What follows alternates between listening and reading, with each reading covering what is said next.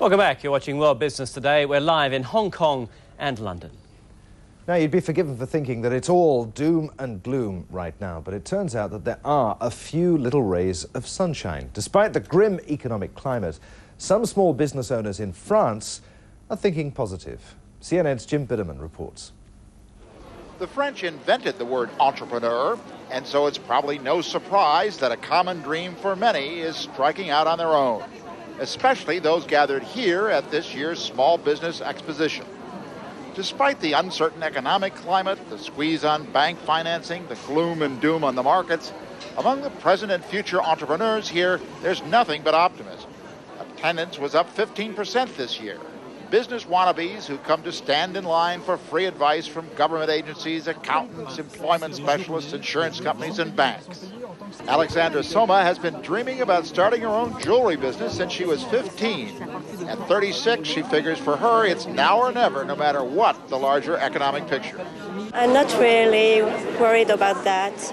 I think that if you're feeling it is the right time for you, it's okay. You can go for it. Mm-hmm. And so she'll make jewelry out of her home and search for customers. Because of the worldwide crisis, organizers of this year's show decided to do a little survey of the mood of those who are coming here.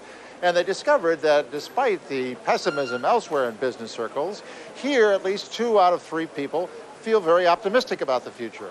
1 out of 3 say they expect to make more revenue this year than last.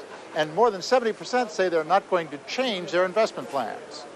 It could be that the small business people are just naive about the challenges they will face. But the director of the exposition, a small businessman himself, says that frequently it's the little guys who are more nimble and better able to quickly change the focus of their businesses to accommodate changing markets.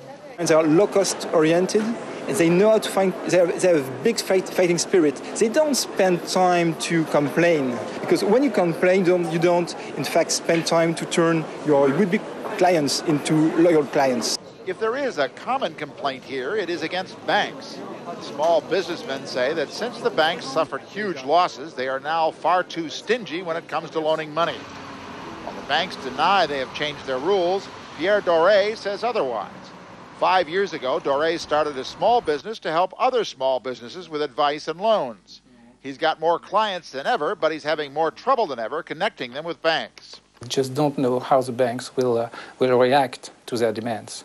They are afraid not to obtain loans just before it was easy.